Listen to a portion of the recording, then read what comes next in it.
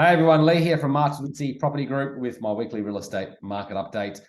This week we had the 2023 federal budget Tuesday night. It always seems that around the budget time, things seem to go a little bit quiet in the real estate sector. We noticed the amount of inquiries coming through certainly do decrease a little bit. And then the budget is announced and nothing much changes. To be honest, it returns back to what it was a couple of weeks prior to the budget being announced. And that's exactly what we've experienced this time. This week, I have wrote about what the budget has meant for the real estate sector. In brief, there's great articles online that you can have a read of if you're interested in that. In a nutshell, there's been no stamp duty reform. I think that's the one that most people will be very disappointed about. The idea is to introduce an annual land tax to help the housing mobility be a little bit more affordable with the rising prices of property. Stamp duty is also increased. That means that people are less incentivized to change houses. And that can be a little bit impactful on the supply and demand imbalance as well, because if it's the cost of moving is much higher, then why would people move? Most people will stay where they are. And I hear that often. Over the last 12 months, I've heard that often with a lot of people saying that I'd rather stay put because where else would I go? It's going to be easier and more affordable to stay where they are and perhaps make their own home improvements in that location. So that was one thing that was perhaps missed. The rental crisis has certainly been a big focus in this budget. So they're focusing on increasing for low-income earners rental assistance. That's definitely a focus.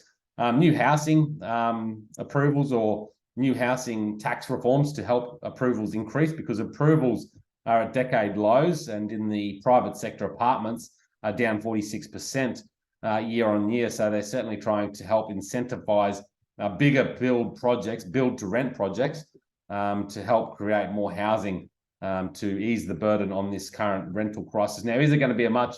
I don't think so. Last year, they also announced a plan to build 1 million new dwellings over the next 5 years from 2024. And as I talked about in previous blogs, and then other people have talked about, it's probably not enough when you consider the amount of immigration that's coming in. I just read actually over 400,000 people have, the population's grown over the last year here in Australia, and the numbers are going to be significant over the years to come.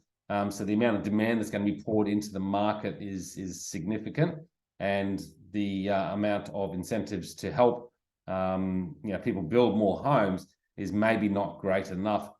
They've also increased or added an extra $2 billion to social and affordable housing options. That's apparently going to create another 7,000 houses for those people in need. Whether that's going to be enough or not, I'm not sure, but still, everything does help. So there's a few things that they've talked about. And the other one was the first home buyers schemes as well, which I've talked a little bit about in the article as well. Again, I mean, they've sort of changed the definition of couple, so it doesn't have to be a de facto relationships or a married couple buying their first home. It could be, a friend or a brother or something like that you're buying with, and then entitled for that incentive.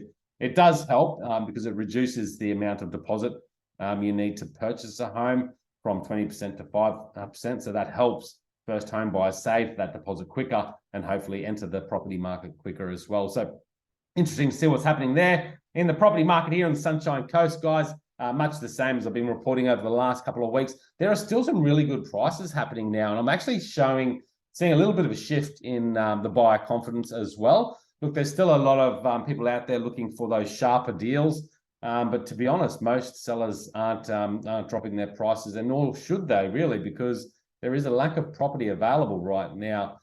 So prices will be holding firm, I believe. And yes, you might get lucky and find someone that wants to get rid of a property quick and for maybe a slightly better price than market value.